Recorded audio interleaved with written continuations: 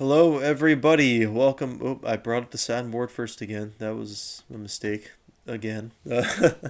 Welcome back to the comprehensive yet informal study of Kant's Critique of Pure Reason.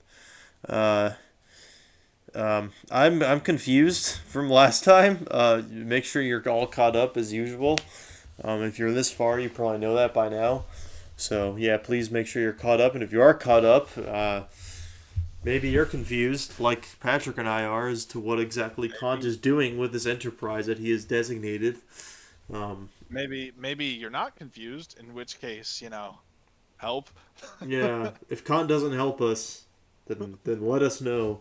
If you have a Schopenhauerian insight and you understand what he's saying and you're able to critique it, even, then hit us up in the comments or something and help some brothers out with the critique of pure reason, because Agreed. this shit is difficult and maybe not even just because of the content. Maybe because Kant just writes bad. And also maybe Kant gets confused himself sometimes.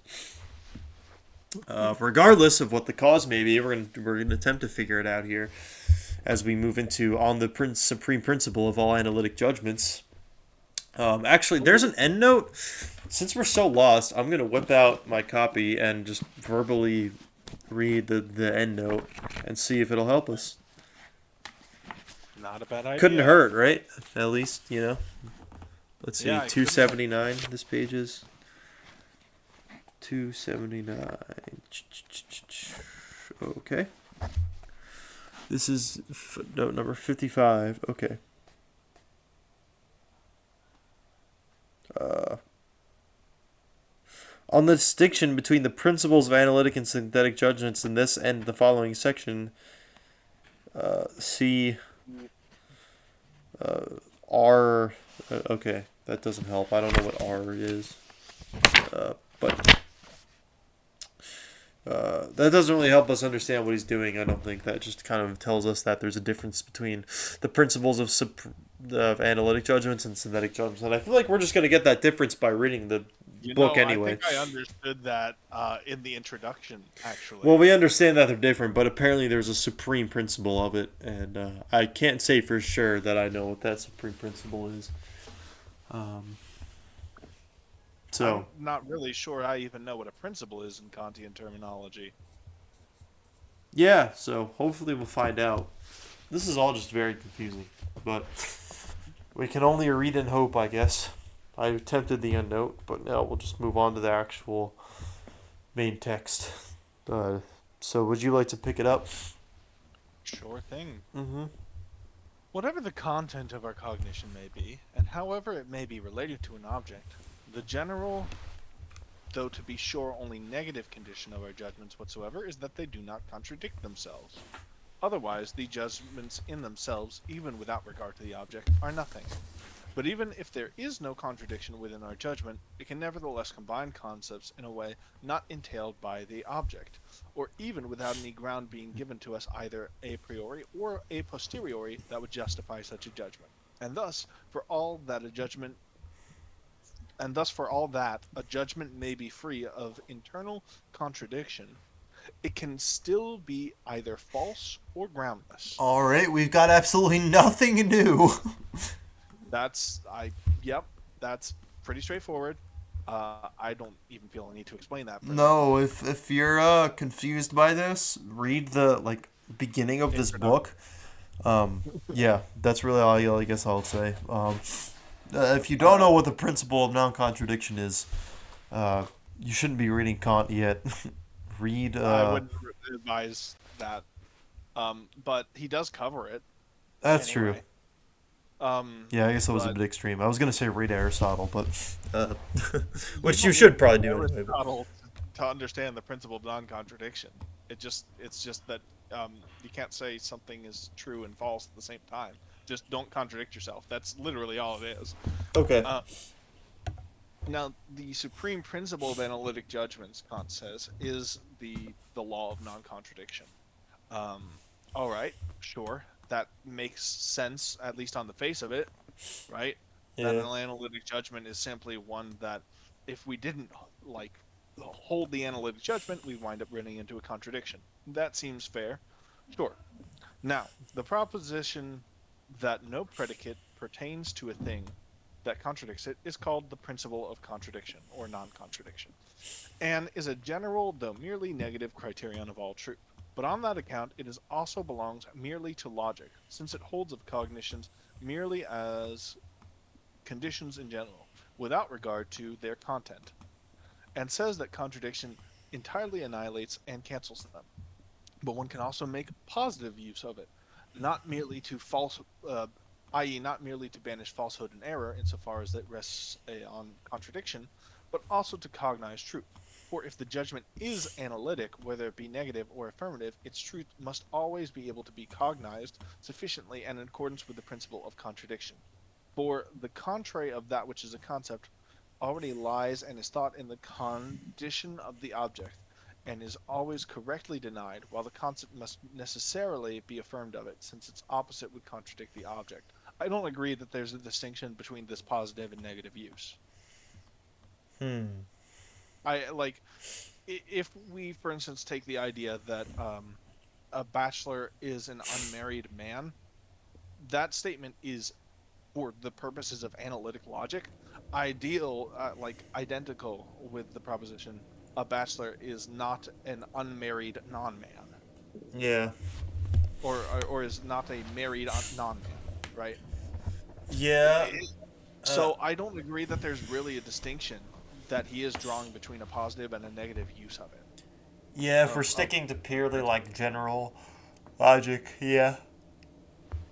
Um, but anyway, I don't think it will be necessary to the point he's making. Um, Interesting and doesn't hurt, I guess, to recognize that. So, um, okay, I guess I can pick up here. Uh, Hence, we must also allow the principle of contradiction to count as the universal and completely sufficient principle of all analytic. Okay, so here it is. You were right, Patrick. This is the supreme principle of analytic judgments. It is the principle of contradiction, or is more commonly called the principle of non-contradiction. Yeah, But commonly called in our experience anyway. yeah, yeah, at least from yeah, exactly. Regardless. Yeah, but its authority and usefulness does not extend beyond this, as a sufficient criterion of truth. For that no cognition can be opposed to it without annihilating itself certainly makes this principle into a something Latin, but not into a determining ground of the truth of our cognition. Since we now really have to do only with the synthetic part of our cognition, we will, to be sure, always be careful not to act on contrary to this inviolable principle, but we cannot expect any advice from it in regard to the truth of this sort of cognition. So basically, we're going to move forward and just be sure not to contradict ourselves. But it's not going to get you anywhere. Just saying the truth isn't contradictory is not going to get you. I mean, No, really, it's not what's it's saying you just anyway. it's the most it does is like okay, you're not like automatically incorrect, but that doesn't mean you're right either or It doesn't true. even mean you're possible, according to Kant, which was something I didn't get until I read Kant. Yeah, Possibility is not the same thing as non-contradiction, because something could be impossible as per the principles of synthetic right. uh, Because it's cognition. analytic. Yeah, this is actually I remember like the disagreement with like Spinoza, right? Uh, Well, yeah, I mean to an extent, but just to me, it was well, it's a disagreement with the ontology. It at least implies his disagreement with the ontological argument, yeah. Um, all right. which Spinoza We've talked uses. about it at length too, so just if you're caught up and you probably know that, and if not, you can go back and look at our. I can't remember if that was like in the. It's probably in the introduction we covered that, um, or at the beginning of the transcendental logic. Yeah, I think it was transcendental logic at the very beginning. So go look back there for that, if you're interested. Do you want to pick up, Patrick? Sure. There is, however, still one formula of this famous principle, although denuded of all content and merely formal, which contains a synthesis that is incautiously and unnecessarily mixed into it. This is, it is impossible for something to be and not be at the same time. Oh, this is interesting. Okay, here we go. In addition to the fact that apodictic certainty is superfluously appended to this by means of the word impossible, uh, which must yet be understood from the proposition itself, the proposition is affected by the condition of time, and as it were says, a thing equals A, which is something equals B, cannot at the same time be non B, although it can easily be both B as well as non B in succession. E.g., a person who is young cannot be old at the same time, but one and the same person can very well be young at one time and not young, i.e., old, at another. Now, the principle of contradiction, as a merely logical principle, must not limit its claims to temporal relations. Hence, such a formula is entirely contrary to its aim. The misunderstanding results merely from our first uh, Abstracting. abstracting a predicate of the thing from its concept, and subsequently connecting its opposite with this predicate, which never yields a contradiction with the subject, but only with the predicate that is combined with it synthetically, and indeed only when both the first and the second predicate are affirmed at the same time. If I say a person who is unlearned is not learned, the condition at the same time must hold, for one who is unlearned at one time can very well be learned at another time. But if I say no unlearned person is learned, then the proposition is analytic, since the mark of unlearnedness is now compromised in the concept of the subject. And the negative proposition follows immediately from the principle of contradiction, without the condition at the same time having to be added. This is also then the cause why I have above so altered the formula of it that the nature of an analytic proposition is thereby clearly expressed. Yes, I think basically that's a good addition to logic, but it's not Yes. good introductory content for someone. If you're trying to just introduce the principle of non-contradiction to them, and you don't say at the same time, they're probably going to get confused and say, "Well, I was young and then I'm old," Mm-hmm. right? Mm-hmm. So the principle of non-contradiction doesn't hold. Um, but what Kant is saying here is just that uh, no unlearned person is learned is the proper analytic formulation, and it's just the fact that if we say person X is unlearned and then learned, really there's no contradiction here because their learnedness implies learnedness in Temporality. Yeah. a place in time. Yeah, it implies a position in time, and so does their unlearnedness. Right? They're not being asserted in a void, so to speak. Mm-hmm. Uh, anyway, yes, that's an interesting addition. I would say. Yeah, you're inherently in the nature of the so the supreme principle of the analytic judgment, which we took to be like among the most abstract, like has an intuitive element to it in the Kantian sense. Hmm. Uh, I think that's very interesting. Um, Yes, although it doesn't have an intuitive element, right, in its proper formulation, is what he's saying. well, no, he's saying even in the prop, right, the same, in must No, hold. he's saying well it so he's saying if I say at the same time, then I've added an intuitive element. But that Yes. shouldn't exist. It should be formulated without the same time qualification in order to Oh. keep it purely analytic. Hmm. Oh, okay.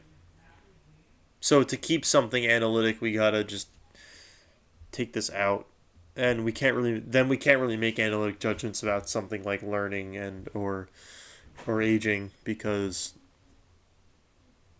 well, I guess we could, but like you can't you can't say these things and have them be analytic Hmm. because same time must hold. Right, So a person who is unlearned and is not learned right. Is the way he would say it, rather is than like you can't be one and the other at the same time. He would drop the time part. Yeah. Okay. Darn. I thought he was getting something interesting, and he was like, no, I'm not doing that. Oh well. I got edged by Kant. Womp womp. Womp womp. Oh, I have a button for that, right? You have Don't a know. button for a womp womp. You do have a womp womp. Me when I expect intuition to be like, uh, uh, mixed in with like the most abstract of logic, and I just get that. I just don't get that after all. No, no, you don't get that. Kant is Uh, in fact trying to do the opposite: purify abstract logic of its intuition. fuck. That's okay. They don't belong together. Your Freshman no Kanye don't come around here. freshman year of college me would have really liked that. Uh, Now me going into grad school reading Phenomenology of Spirit me is not like that, but oh well. uh, Alas. Alas, this is pretty short, and I think we can probably just move on to. I can probably combine Sure. this into one video because now we're just moving synthetic. This seems to follow pretty naturally. Sure. So do you want to, or did you just read that one? I did just read that. Okay, I will. I can start this off then. So now we're on the supreme principle of all synthetic judgments. And we're moving on past analytic, where I just got edged. Womp womp. Okay. The explanation of the possibility of synthetic judgments is a problem with which general logic has nothing to do. He's explained this earlier, and if this doesn't make sense to you, I recommend you go back. Anyway, indeed, whose name it need not even know. Okay. But in the transcendental logic, it is the most important business of all, and indeed the only business, if the issue of the possibility of synthetic a priori judgments, and likewise the conditions under the domain of their validity, which is the point of the whole book, right? So if we want to understand why, uh, if we want to understand the point of this book, which is why are synthetic a priori judgments possible, we need to understand transcendental logic as opposed to just merely general logic and nothing else. For by completing this task, transcendental logic can fully satisfy its goal of determining the domain and boundaries of pure understanding. Yay! How did I know you were gonna say yay? I had a premonition of you saying yay, and it happened. Maybe you just could tell that I'm very pleased by like nice summaries, and I'm just I just they get me giddy. Especially in a work like this where it's such a laborious process trying to understand what it is they're saying, let alone summarize it. So when my job is just done for me, I'm like, yay. Yeah. I guess I'll continue. That was pretty simple and short. In the analytic judgment, I remain with the given concept in order to discern something about it. If it is an affirmative judgment, I only ascribe to this concept that which is already thought in it. If it is a negation, not a negation, if it is a negative judgment, I only exclude the opposite of this concept from it.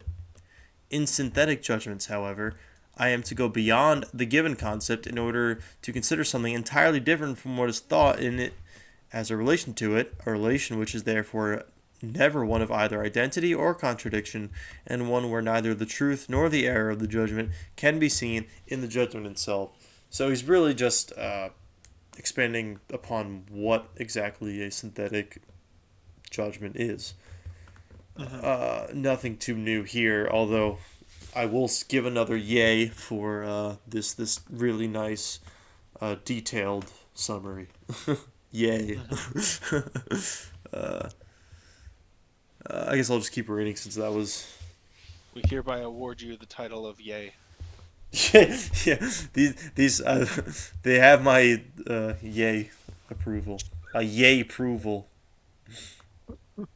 Why are you yay? Because it's a nice succulent summary and it's amazing and you can understand it. All right. Uh, Good.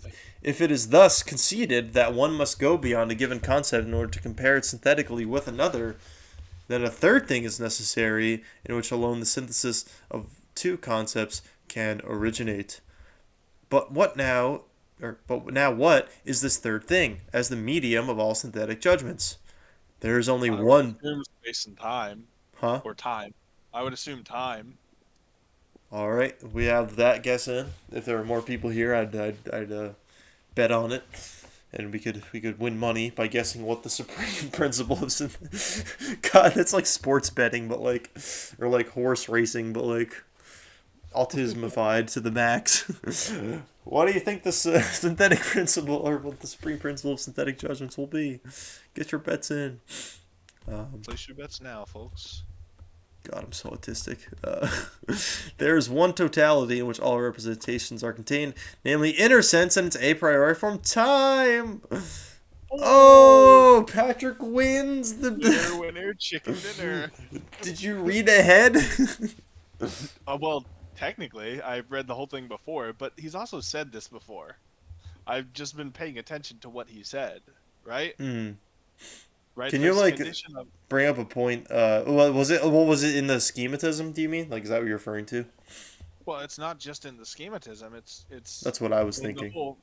Yes, it is in the schematism, but also right for a synthetic thing to for us to make a synthetic judgment, it has to have content from somewhere, and content, according to Kant, can only come from an intuition. But what Mm-hmm. intuitions are given to us a priori? Space and time. And then I reflected further that the absolute condition under which all synthetic judgments must stand whatsoever, not just the outer ones, is time, not space. Hmm. Because he talked about it earlier how literally any sensation whatsoever has to fall under the condition of time, whereas only outer things have to fall under the condition of space. Okay.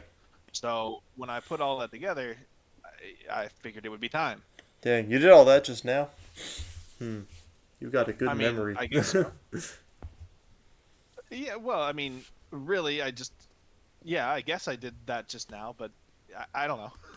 No, yeah, It's it, just, it makes sense. It's just, yeah, I don't know. I guess I get so, like, I don't know, with the way he words things and how, like, I don't know, my stamina drains fast when I read this book. So, like, my capacity for remembering all of it, even if it's, like, foundational principles, is wary sometimes. understandable. But I'm glad you said that because that's a helpful just way of deducing that. And he might go on to explain something like that if I had to guess, because I don't really see another way that would work based on everything he's told us. Unless he's going Sure. to relate it to the schematism, because that was where my mind was when I was reading it. But we'll see. Let's see. So the synthesis of representations rests on the imagination. Aha. But their synthetic unity, which is requisite for judgment, on the unity of apperception. Herein, therefore, come on, is to be sought the possibility of synthetic judgments. And since all three contain the sources of a priori representations, also the possibility of pure synthetic judgments. Indeed, on these grounds, they will even be necessary if a cognition of objects is to come about, which rests solely on the synthesis of the representations. So is he basically gonna like? Is he basically like drawing this to like the answer of like the book, or the big question of the book is like what follows from here I, is I guess the only thing I'm confused about is in what sense he didn't already cover this. yeah, because like, well, I guess he's just explicitly drawing it out because with everything he's given us, you're able to at least deduce this, you know. So I guess he's just Sure. saying, I want you to be aware of this at this point, and demonstrate it. Hmm. Uh, Perhaps. Perchance. Perchance. So, Perchance. I don't know. Would you like to keep reading? Will do. Okay. If a cognition is to have objective reality, i.e., to be related to an object, and is to have its significance and sense in that object, the object must be able to be given in some way. Without that, the concepts are empty. And through them, one has, to be sure, thought, but not in fact cognized anything. I remember underlining this the first time I went through. as like the first time I got that there was a distinction between thinking and cognition in Kant. Yes. Which is Um, also in the beginning, but I guess it's very clear here too. but cognition for Kant is this full, rich thing where we have Objects. the given, yeah, exactly, an object, a relation, a correspondence even between what is in our mind and an object. Yes. Uh, Whereas thinking is so like conceptual play. yeah, apparently there's a dispute as to whether Kant is a correspondence theorist. I don't understand how that could possibly be a dispute. Yeah. Um, But moving is there a forward, dispute? I've never seen that. I don't know. I just heard it from Dr. Lee. He said that some people think Kant is a correspondence theorist, and others do not. And to me, it's like it seems pretty Who? clearly Who are these Kant. others? Who I are want to. these I want to others? talk to them. I don't know how they're getting that. Yeah. Please show your work. Yeah, that's all Um, I'm saying. I want to see their work, but whatever. If you're one of these people, please comment and let us know. please contact us and explain how. Show your work in the comments below. Um, Please write a full doctoral dissertation of how Kant isn't actually a correspondence theorist in the comments. yeah, I guess that could be the subject of a dissertation. That's a pretty hot claim that would require It's a lots very, and lots of original thought. Because very hot take. yeah, Anyway, so returning. mm, Without that, the concepts are empty, and through them one has, to be sure, thought, but not in fact cognized anything through this thinking, but rather merely played with representations. To give an object, if this is not again meant only mediately, but is rather to be exhibited immediately in intuition, is nothing other than to relate its representation to experience, whether this be actual or still possible. Right, and of course, the object of possible experience that where we're doing a pure priority synthesis is what? What is the object in that case? sorry, what'd you say? So, of course, what is the object in which we are doing just a possible experience, right? This a priori synthesis, this pure synthesis of the understanding. What is the object that it's related to? The schema. Time. No, it's the transcendental schema, which Oh, is time, yeah. but it's a particular determination of time, right? Okay, yeah. Time determination, right? Right. So, even space and time, as pure as these concepts are from anything empirical, and it is certain that they are represented in the mind completely a priori, would still be without objective validity and without sense and significance if their necessary use on the objects of experience were not shown. Indeed, their representation is a mere schema, which is always related to the reproductive imagination that calls forth the objects of experience, without which they would have no significance, and thus it is with all concepts without distinction. So this is weird, and I'm not sure how he's claiming that. Yeah.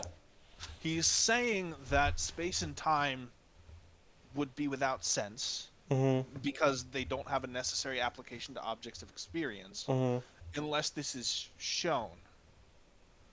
But I don't understand how this could be so if space and time are given as the forms of all possible experience already. So I don't know what else you have to do to show that they are the necessary like forms of objects, Mm, right? yeah, I'm at a loss. Kant called, Kant called space and time the necessary form, and Yeah. sensibility, further or empirical sensibility, provides the matter of objects. Right. So, but now here he's saying that their necessary use of objects of experience needs to be shown in some way. Yeah, because we're not shown apparently. Doesn't it seem immediately valid simply by the definition of what space and time are? Well, he said their representation is a mere schema which always is related to the reproductive imagination. So is he finally saying like I'm gonna stop attending to my faculties and like demonstrate this? Like I don't know. I suppose, but their representation, i.e., the representation of space and Mm, time generally, is a mere schema. Okay, sure, right? Kant thinks that we represent time through a line, mm, necessarily. mm, And because this is the schema of time, we're representing it as a line. It's something not drawable, but it's a line of representing time that I could extend in and out in my imagination, right? mm, doing some picture thinking, the way Kant, I think, wants us to do. Mm-hmm. Um, Now he's saying this representation of time that I have, this schema of time that I've imagined, is a mere schema, and it's always related to the reproductive imagination that calls forth the objects of experience. Okay, without which they would have no significance, and thus it is with all concepts without distinction. Right. So So sure, that's fine. The schema is a mere object of imagination, so it's not clear how I could necessarily just from that schema get an a priori synthesis. Okay, I get that.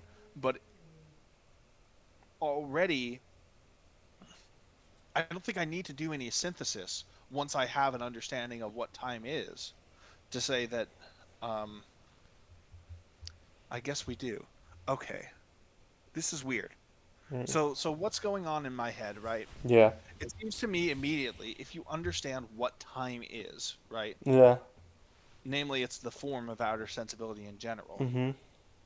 By definition, i.e., analytically, right? Mm-hmm.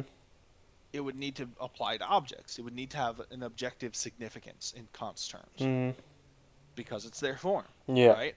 So by definition, therefore analytically. Mm-hmm. But this saying that would put Kant in a bind, I think, Mm-hmm. because an analytical judgment has its supreme principle as what? The principle of non-contradiction. Right. Not of time. And is it contradictory to assert that, an object could be presented to us without time in itself? Yes. Yes. I think he thinks no, but I think the answer is yes because of what the word object means. Right. Right? An object has to be for a subject. It has to be representable. Cognized. Yeah. Right? Um, so I think maybe he's missing the mutualism here, and that's why he thinks he needs to do something else. Oh. Okay. Right? Because I think he's not understanding the part where an object, by definition, is for a subject, which would make sense when you understand, like Kant says, the thing in itself is an object, right? Oh, does But it he? I can't don't be. know. Yeah, pretty much, Okay. because he assumes that it has a causal validity and it is the object that causes thing. But of course, the thing in itself cannot be an object because an object is related by definition to representation. And since the thing in itself can't be represented, Does he have a right? definition of object like at some point earlier? Like No, that? he definitely doesn't. He definitely doesn't have a definition of object. Oh, so this makes this I weird then, because think about it. Then he's being consistent with his with this supposed mistake, which makes you right. That's why. wonder if it's a That's the mistake. way I think I'm interpreting this. I think he thinks that he needs to synthetically make a connection between time, which is the necessary form of objects, Mm. and an object, because I don't think because it's not analytic to him, but it's Right, analytic to me because what an object is something for a subject and therefore in time. right. So he's basically saying we can't assume German idealism. We need to show it. Sure. Well, no, because he isn't a German. I mean, he's literally a German transcendental idealist, but he believes that there is such a thing as the thing itself. So Mm. I think that's probably the cause of why this is so confusing. Okay. I think that's why he's confused himself. Yeah. Although I'm not sure. Nobody's transcendental anymore, so it's confusing to us. Essentially, TLDR. Hmm. Yeah, so maybe I could wrap all Or of that in nobody's a neater bow. transcendent, I guess, anymore. Yeah, maybe to wrap all of this in a neater bow. Yeah. Uh, Kant thinks that for the condition, the formal condition, namely that of time, to apply to an object, there needs to be some synthetic principle uniting them. And the reason it Right. has to be synthetic is because it's not analytic. And why is it not analytic? Because There's something for in Kant's mind it isn't definitional that an object is for a subject. So to make this connection, we need to perform a synthesis. right, and moreover, he doesn't think that um, any kind of analytic proposition can really tell us anything about an object by definition. Right. Right, It right. doesn't. It doesn't tell us That's what he how. kind of just said earlier, right? There's no, yeah. Right. And so that's why there seems to be this issue where in order to relate Yeah. time to objects, there needs to be some additional third thing, some synthetic principle. Um, right. Okay. But Well, the let's reason it find. was confusing us is because that isn't the case. Time and object are necessarily related in virtue of what an object is and what time is. Yeah. In the same way that like unmarried and bachelor are related. Yeah. Um, sure. So let's see what Kant thinks is that synthetic unifier, or you could say, I guess. Um, Sure. the possible. Oh God. Great start. The possibility of experience is therefore that which gives all of our cognitions a priori objective reality. Now, experience rests upon synthetic unity of unity of appearances, i.e., on a synthesis according to concepts of the object of appearances in general, without which it would not even be cognition, but rather a rhapsody of perceptions, which would not fit together in any context in according with the rules of a thoroughly connected possible consciousness. So connectivity and possibility are connected here. Thus not into the transcendental and necessary unity of perception. Experience, therefore, has principles of its form which ground it a priori, namely general rules of unity in the synthesis of appearances, whose objective reality, as necessary conditions, can always be shown in experience, indeed in its possibility. But apart from this, relation, synthetic a priori propositions are entirely impossible, since they would then have no third thing, namely a pure object in which the synthetic unity of their concepts could establish objective reality. Did you get that? Um, so experience needs to be possible, or Sure. uh, and then right, experience has, and because experience is possible, it has principles uh, that ground it in objective reality. That's basically what we saw in the transcendental deduction, I think. But apart from this, uh, the end is what kind of like confusing. But apart from this relation, synthetic a priori propositions are entirely impossible. Apart from of what relation? It could always be an experience, indeed, in its. Huh. So okay, so the rules, so the rules of experience, right? The principles of experience are are what make it possible. And apart from this, synthetic a priori judgments are impossible.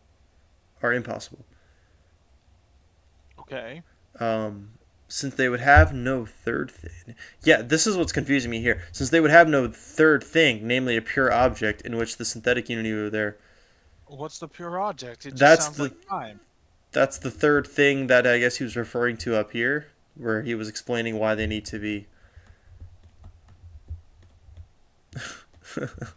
Damn it, Kant! Tell me what this is. Uh, It's it's like imagination all over again. yeah, we have we have um the third thing. we have the fact that time and space are the forms of objects, right? Mm. We also have um that the concepts need to be derived from time and space, Mm. generally from pure intuition. Let's just be broad, because Mm-hmm. I don't know if all of these are going to apply from just time Yeah. or not. I forget. Mm. But so we have pure intuition. We have the fact that uh, pure intuition I guess he needs to derive them from the relation of. No, I don't get it. I don't either. What the hell is a pure object? What is? I mean, it seems to me like it should be a pure intuition in general, right? Right. But we. Or if not that, then at least the schematism he's talking about that could be a pure object, right? Either it's time in general, it could be our pure object, Yeah. or the pure object could be the schema we've made of time, Okay. namely that schema that you drew in your mind with a number line. All right. Sure. Okay. So I could see those things being pure objects. Oh, he's already talked about those. I don't see why he's like. Yeah, that's the problem. Yeah. That's what I don't get. Yeah. That's what I don't get either. Because he's acting like, right, this is a new thing in addition to all of those. Do you think this is like it's almost like a writ large version of the Kant problem where he just says what he said again, but for an entire section that's like 100 pages long or something. Is that what this is? I don't know. I'm like scared of that. Like I don't know. 'Cause, like, like because I wanna understand his system, right? That's like one of the reasons I'm like doing this study. I just want to understand Kant's system, and now like he's introducing all of these like things, and he's calling them different things. So and he's also like acknowledging the other things, and he's like, but there's also like this other process, and then that process has another third thing, but but in the same light where he's using like different words for it, he's also phrasing it almost the exact same and in very similar sounding processes. But the most important thing is, does that apply to the things in themselves or merely to the object of experience? I'm just not sure, so I hope he'll remind me. Yeah. Oh God. Okay. I guess we just keep reading. I don't know. How frustrating. Thus, although in synthetic judgments we cognize a priori so much about space in general, or about the shapes that the productive imagination draws in it, that we really do not need any experience for this, still this cognition would be nothing at all but an occupation with a mere figment of the brain, if space were not to be regarded as the condition of the appearances, which constitute the matter of our outer experience. Hence, those pure synthetic judgments are related, although only immediately, to possible experience, or rather to its possibility itself, and on that alone is the objective validity of their synthesis grounded. Didn't we already say all of that? Yeah, I'm trying to like why is he saying this? What is the point? I don't know. Although I don't know. thus although I just want to understand what the fuck. Thus although in this instant doesn't. Okay. Productive imagination. Yeah. Okay. Okay. We know What that like space like is the what? condition. Yeah, I was gonna. What is the point of bringing up space here? Like what? I'm trying to Space find we're it. not regarded as the condition. We got to regard space not as a relation or as a pure like an actual real existing Entity, object, yeah. but rather as the condition of experience in general or the form of sensibility, which is an interesting new concept that he definitely didn't cover in the first section of the book. There's a section called On Space where he says like that. God, I need a sound. I need. Bruh. Oh my god, bro. Oh, hell no, man. What the fuck, man? Get your ass on, boy. You get your goddamn ugly ass on. I don't know. Okay. I don't know. I'm just gonna keep reading. That's the only thing I can think to do. Thus, since experience as empirical synthesis is in its possibility the only kind of cognition that gives all other synthesis reality, as a priori cognition it also possesses truth. Wow, Kant's a correspondence theorist. What? Crazy. Only insofar as it contains nothing more than what is necessary for the synthetic unity of experience in general.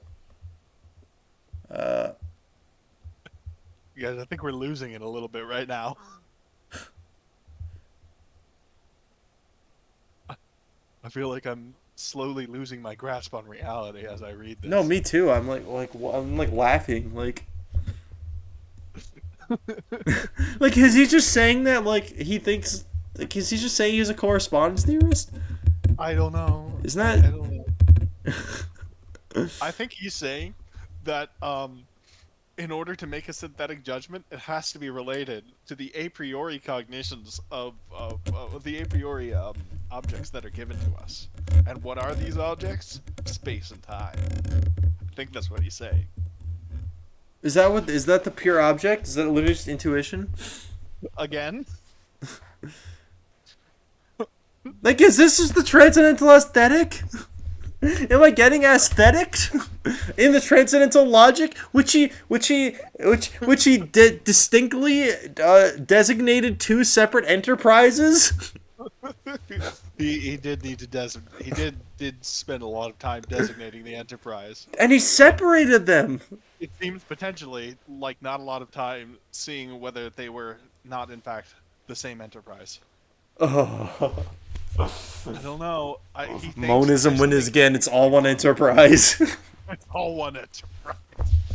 I don't know. I'm pretty confused. Well, we're about to find out what the supreme principle is, so I'll just keep going. I guess this is Spoiler alert! I bet it's time, which he totally didn't say already. I bet he's just gonna go. It's time. The supreme principle of all synthetic judgments is therefore, drumroll, every object stands under the necessary conditions of the synthetic unity of the manifold of intuition in a possible experience. Okay, let's break that down and see if we can make sense of it, because that's not what I was expecting exactly.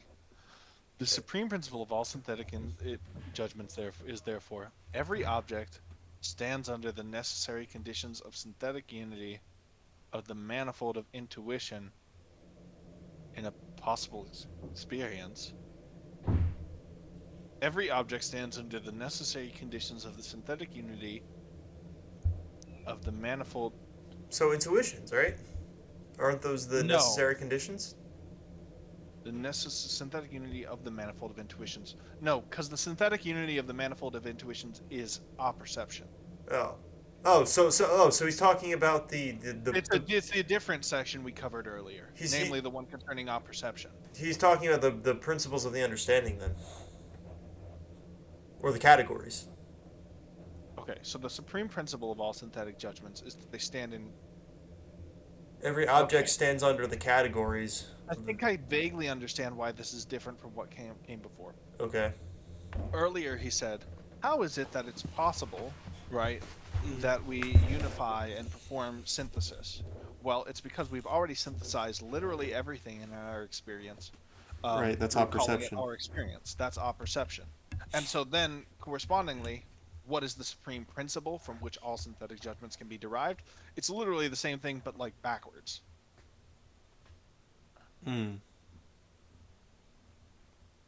It's the experience that stands under apperception.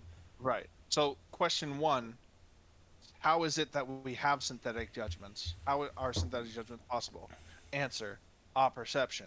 Question 2, what is the supreme principle?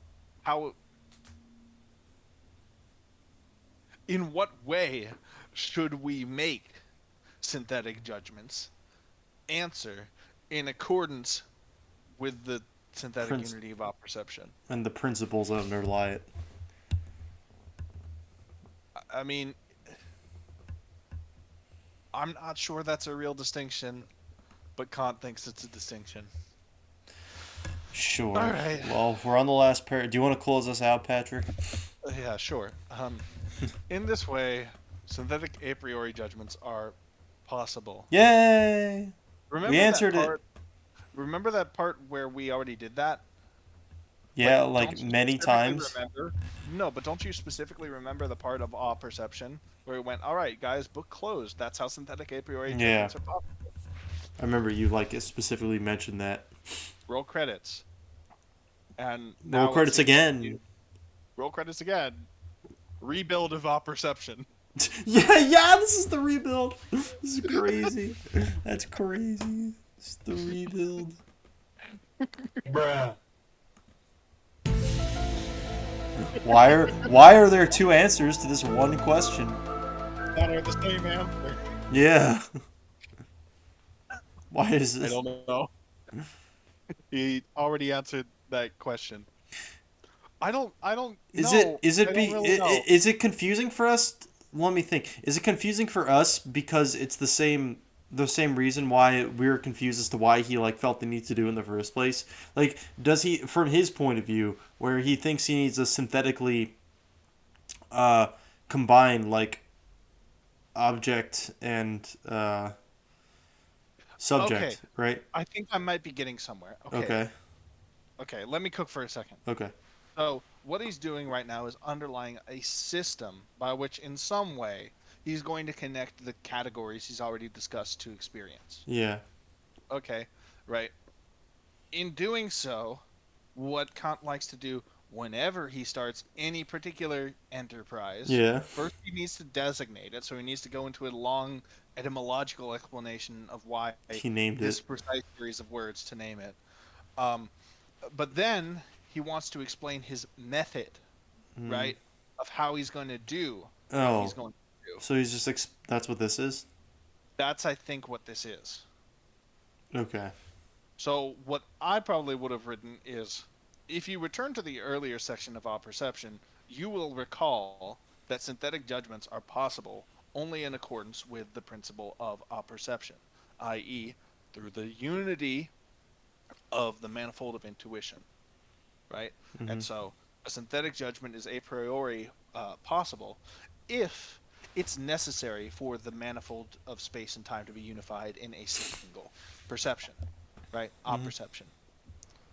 Therefore, my procedure will be to demonstrate in what way the concepts do in fact relate to this. That's what I would have written, I think.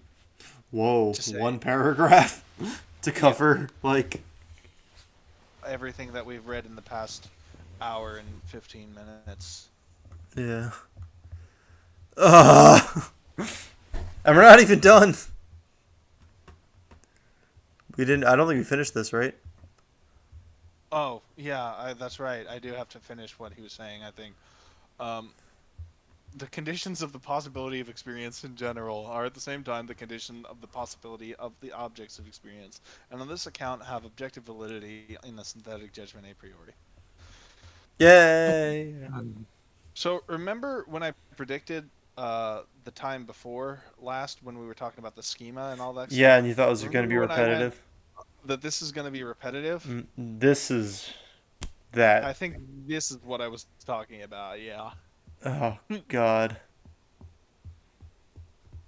Well, that makes sense. I was thinking that a few paragraphs ago. I was like, God, this is actually like what this is. This is unlike the schema. This is actually quite repetitive. But at least Kant has been Kant, and he's designated his enterprise, and he's shown his method. Yeah, he's shown his method. It's, spoiler alert, the method he said he's going to use earlier in the book. Yeah, and now we're gonna get in the next section the systematic representation of all synthetic principles of understanding. Uh, Yippee!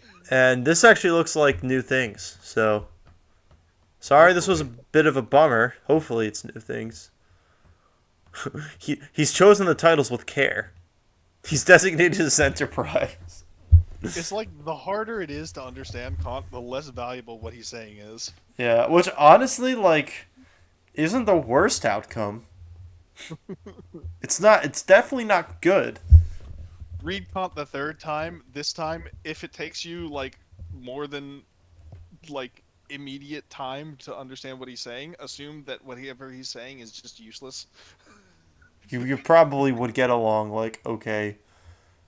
You might not know it entirely or why, but you will overall you would probably just end up okay.